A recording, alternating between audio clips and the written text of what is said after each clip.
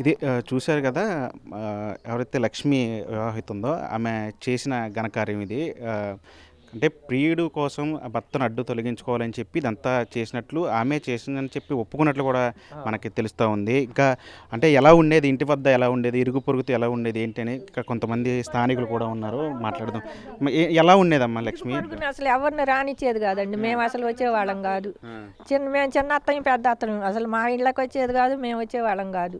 ఎవరితో బాగుండేది కాదు. అట్ట చేసేది. ఏమోలే వాళ్ళు బాగుంటున్నారు అనుకున్నామండి. ఇట్ట చేసింది ఆఖరికి. ఇలా కాకుండా చేసింది.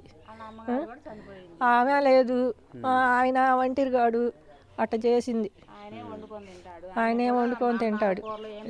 అంటే ఇంటి దగ్గర ఉన్నప్పుడు చుట్టుపక్కలతో మాట్లాడటం కానీ లేదంటే ఇంటి పక్కనే అసలు మాట్లాడదు. ఈమె ఈ ఇల్లు వాళ్ళతో కూడా మాట్లాడేది కాదండి. ఏదన్నా అవసరం ఉంటే మాట్లాడిచ్చేది, లేకపోతే ఎప్పుడు తలుపులు వేసుకొని ఫోన్లు చెవుల్లో పెట్టుకొని మాట్లాడుతూనే ఉండేది. అట్ట చేసేది. అతను గోపి అని అతను ఇంటికి రావటం ఎప్పుడైనా చూసావా? మేము వత్తా పాతంటే చూసామండి. చూసాం. తమ్ముడు అని చెప్పిందిగా వాళ్ళు ఎట్టా మాట్లాడుకుంటున్నారు అనుకున్నాం. మాకు బయట వాళ్ళకి తెలియదు కండి. మేము వత్తా పాతుంటే మాకు తెలుస్తాయి. తెలవు కదా అవి. ఏమన్నా జరిగినా కూడా ఇళ్లలో మాకు ఫంక్షన్లు అయినా కూడా రాదు. అట్లాంటి మనిషి అంతే.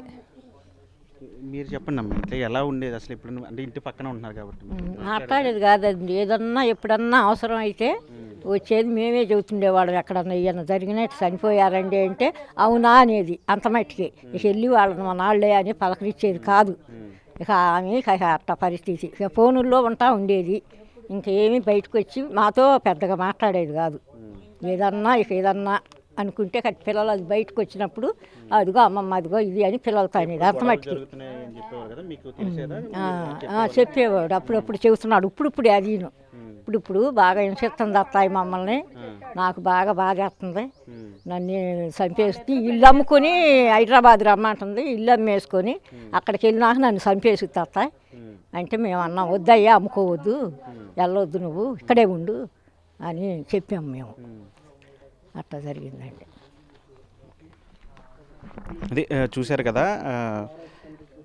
ఎవరైతే ఈ లక్ష్మి ఎవరైతే ఉన్నారో అంటే భర్త అడ్డు తొలగించుకోవడానికి అక్రమ సంబంధం, ప్రియుడితో అక్రమ సంబంధం కోసం భర్త అడ్డు తొలగించుకోవడానికి పక్కా పథకం ప్రకారమే ఈ హత్య చేసినట్టు కూడా మనకు తెలుస్తోంది. ఇప్పటికే అటు లక్ష్మి కావచ్చు, ఆమె ప్రియుడు గోపి ఇద్దరు కూడా పోలీసుల అదుపులో ఉన్నట్టు తెలుస్తుంది. ఇప్పటికే తామే ఇది చేసామని చెప్పి ఒప్పుకున్నట్లు కూడా మనకి తెలుస్తూ ఉంది. అంటే ఇంటి దగ్గర కూడా ఆమె ఎవరితోనూ మాట్లాడేది కాదు. చుట్టుపక్కల ఇరుగు పొరుగు వాళ్ళతో కూడా మాట్లాడేది కాదు. ఎప్పుడు నిత్యం గొడవలు అవుతూ ఉంటాయి. ఎప్పుడు పుట్టింటికి వెళ్తూ వస్తూ ఉండేది. ఈ ఆస్తి అంతా అమ్మేసి హైదరాబాద్ వెళ్ళిపోదాం అని చెప్పి భర్తను ఒత్తిడి చేస్తుందని చెప్పి అక్కడ ఉన్నట్టు చుట్టుపక్కల ఉన్న స్థానికులు కూడా చెప్తా ఉన్నారు. అంటే కేవలం ప్రియుడితో కలిసి వెళ్ళిపోవటానికి ఇక్కడ ఇతని పేరు మీద ఉన్న ఆస్తి అంతా కూడా కాజేసి అతనితో వెళ్ళిపోవటానికి ఇదంతా కూడా చేసినట్లు కూడా మనకి స్థానికులు కూడా చెప్తున్న పరిస్థితి కనిపిస్తుంది. ఏదైనప్పటికీ కూడా భర్త అక్రమ సంబంధం కోసం భర్త అడ్డు తొలగించుకోవడానికి భార్య ప్రయత్నించింది. చివరకు కటకటాల పాలైంది. ఇప్పుడు ఇద్దరు పిల్లలు కూడా అనాథులవుతున్న పరిస్థితి. ఎవరైతే ఈ శివనాగరాజు ఎవరుతున్నారో భర్త, అతని తల్లి కూడా లేరు. కేవలం తండ్రికి మాత్రమే ఉన్నారు. ఇప్పుడు ఆయన కూడా ఒంటరి అయిపోయిన పరిస్థితి. ఏదేమైనప్పుడు కూడా అక్రమ సంబంధాల నేపథ్యంలో జరిగినటువంటి ఈ ఘటన అయితే మొత్తం జిల్లా వ్యాప్తంగా కూడా కలకలం రేపిందని చెప్పాలి. ప్రస్తుతం వాళ్ళిద్దరూ కూడా ఎవరైతే ప్రియుడు అదేవిధంగా ఆ లక్ష్మి ఇద్దరు కూడా పోలీసుల అదుపులో ఉన్నారు. పోలీసులు కూడా దీని మీద కేసు నమోదు లోతుగా దర్యాప్తు చేస్తున్న పరిస్థితి అయితే కనిపిస్తుంది. వల్లితో మనీ, బిగ్ టీవీ, గుంటూరు నుంచి.